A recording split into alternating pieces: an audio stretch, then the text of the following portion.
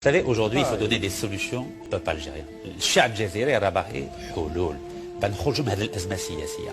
Et franchement, Rana Bilnathan, on est des Algériens entre nous. Malheureusement, depuis 2017, l'état-major de l'armée algérienne, je dis bien l'état-major de l'armée algérienne, a cédé 50% du pétrole algérien à une entreprise française qui s'appelle Total. يعني أركان الجيش الجزائري من 50% من البترول تاع الجزائر شركة فرنسية اسمها توتال. يعني ما هو الهدف الجيش الجزائري؟ يحمي الحدود. L'armée algérienne, son but, c'est de surveiller les frontières et de protéger le pays.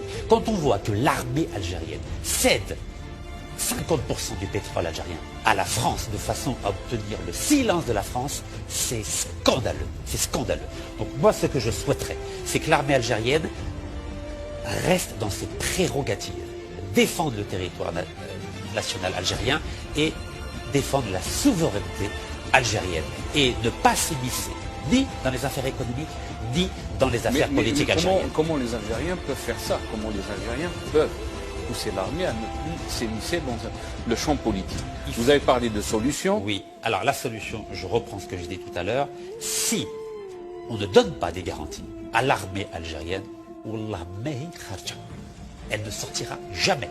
L'armée du Venezuela n'est pas sortie de Mahadjech. L'armée chinoise n'est pas sortie d'Hong Kong. Vous savez, l'état-major algérien a peur, a peur. Et chaque individu, c'est comme un enfant de 5 ans, si vous ne lui donnez pas des garanties, il va avoir peur. Donc l'armée aujourd'hui, elle a beau avoir des MiG, elle a beau avoir des chars, elle a peur. Et ce que je souhaiterais, c'est dire à l'armée algérienne que quel que soit le nouveau président, quel que soit le nouveau gouvernement, personne ne touchera à l'armée algérienne. Personne ne mettra en place des procédures judiciaires contre les responsables militaires algériens. Si on n'offre pas ces conditions, je peux vous l'assurer ici sur votre plateau qu'il n'y aura aucun changement et que cette armée-là qui a peur va imposer un nouveau président le 12 décembre contre la volonté populaire et je crains qu'il y ait des débordements. C'est pourquoi je crois aujourd'hui que l'armée doit être raisonnable.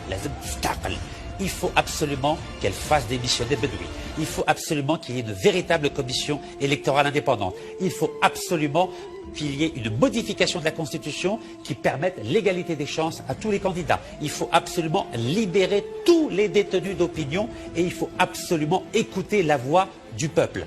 Quand on voit aujourd'hui que notre voisin tunisien a réussi à organiser des élections démocratiques le 15 septembre, et ce n'est pas un hasard, si M. Gatsalar a souhaité que les élections... Écoutez la voix du peuple, oui. Le peuple l'a dit, ça fait plus de 7 mois qu'il ne veut pas des intikhabat avec l'Aïsabat, qu'il ne veut pas d'élections. Mais l'Aïsabat, vous savez c'est qui? Elle est au cœur de l'armée. Il faut appeler un chat un chat. شكون اللي يسرق الدراهم اليوم؟ شكون سرق الدراهم ال 81؟ مي سي ليتا ماجور دو لارمي. هذو اللي راهم في الحبس سلال ولا يحيى ولا بن يونس ولا عمار غول مي ils ont volé des miettes par rapport à ce qu'a volé l'état-major de l'armée algérienne. Quand je vous dis qu'il faut donner des garanties, quand je vous dis qu'il faut voter une loi d'amnistie, je sais de quoi je parle. Mais est-ce qu'ils ont une volonté qu'il y ait un changement de système aussi?